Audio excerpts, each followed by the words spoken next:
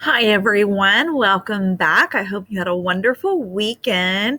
It's Monday, January 11th, and I am here to begin our read alouds for the week. We've been talking about fix up monitoring. So, again, just a fancy way of saying that you are monitoring your own reading and your understanding along the way what's happening. And if we don't understand, what can we do to help ourselves? So this week I've chosen some books that are a little bit longer. So they're going to take a little bit more time to read through and discuss.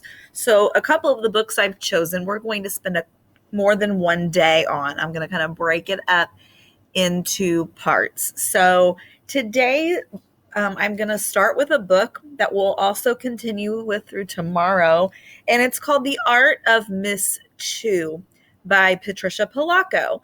And if you know Patricia Polacco, she wrote Thank You, Mr. Falker, if you're familiar with that book. And The Junkyard Wonders is another one of her books. She's a very well-known, respected author.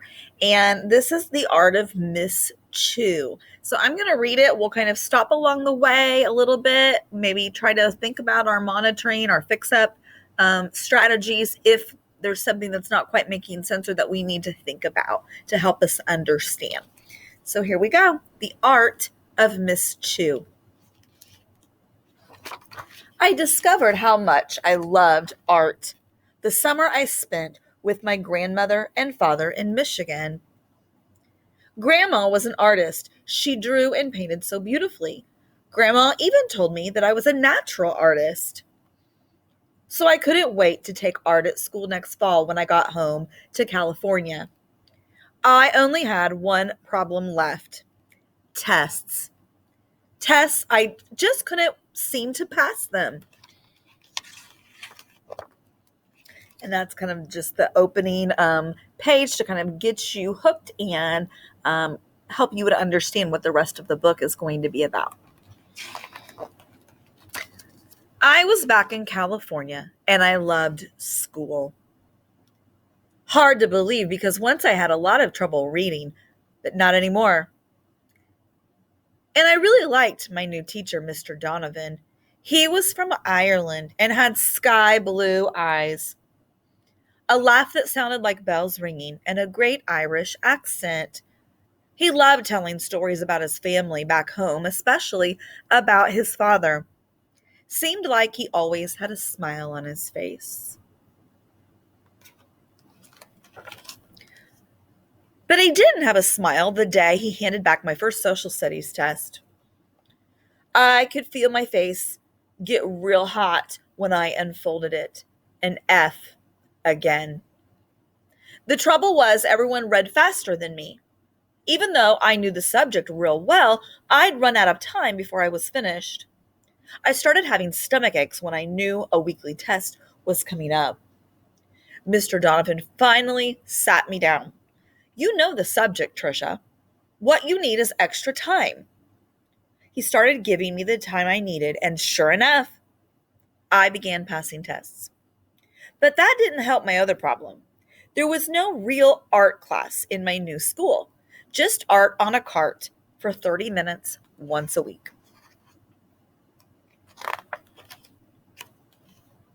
Then one day, Mr. Donovan saw one of my drawings. He picked it up and hung it on the bulletin board. Patricia, you have remarkable talent. All of the kids in class crowded up to look at the picture.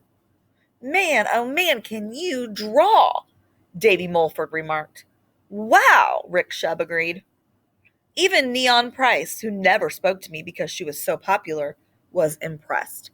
I felt so proud.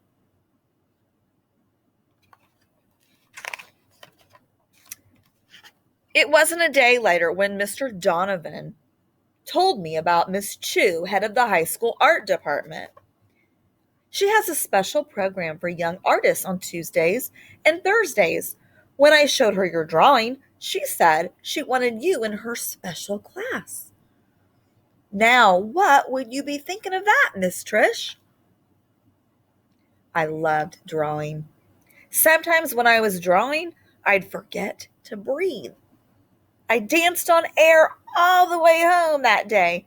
I couldn't wait to tell my mother.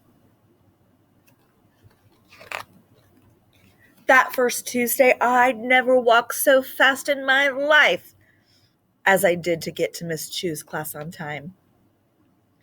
I had never seen a room like hers. Windows that went from ceiling to floor, giant easels at one end, rows of drying racks at the other, and paint was everywhere. I didn't know anybody. Then Miss Chu breezed into the room. Her smock was so covered in paint, it was a painting in itself. She was tall and slender, and she spoke with a Chinese accent. "We have a new student today," she said, motioning toward me with her beautiful long fingers. "Her name is Theresa Barber." Theresa? No, I wanted to shout, "My name is Patricia." But Miss Chu had already spun around and was passing out sketchbooks. From that day on, I was Theresa.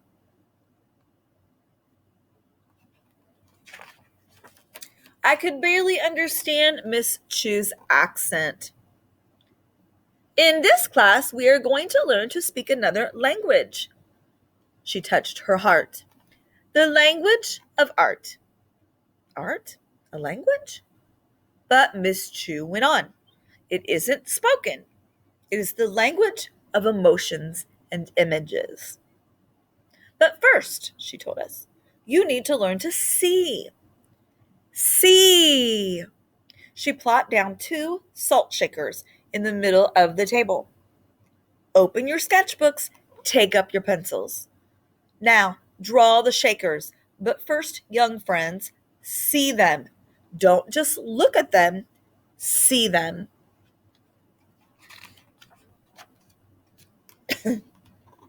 See how the light dances through the glass and makes a shadow pattern on the table? Yes, I saw it. Draw it, said Miss Chu. See how you can make your pencil line darker and lighter? She changed the line from dark to light. Yes, I saw that too. Yes, Theresa, Miss Chu said. You have it. Now do your drawings again. Move the shakers off center. Let them run off the page. On purpose, make them bigger. Get the dancing light as it makes its shadow, she sang as she moved from table to table. She made us draw those shakers 6 times in 6 different ways. At the end of the day, she said, take your sketchbooks everywhere with you. First, see, then draw. I couldn't wait. I took my sketchbook everywhere with me. On the bus home, I drew people sitting in their seats, even the bus driver. When I got home, I drew apples in a bowl and my cat Tilly. After dinner, I made my mom and my brother Richie sit so I could draw them. Ain't you got no homework? My brother groaned. This is homework, I said. Sit a little longer. I almost have you. The next day, after I had finished my assignment, I asked Mr. Donovan if I could make a drawing of his his father, from the photo on his desk. I tried to remember everything Miss Chu had told me. And that's where we're going to stop for today, Monday. We're going to go ahead and finish our book tomorrow. Let's do a quick fix-up monitoring strategy. It's a good idea to stop, kind of think about what you've read, summarize it in your head. If I was kind of summarizing this book right now, I know the main character is Trisha. Miss Chu calls her Theresa.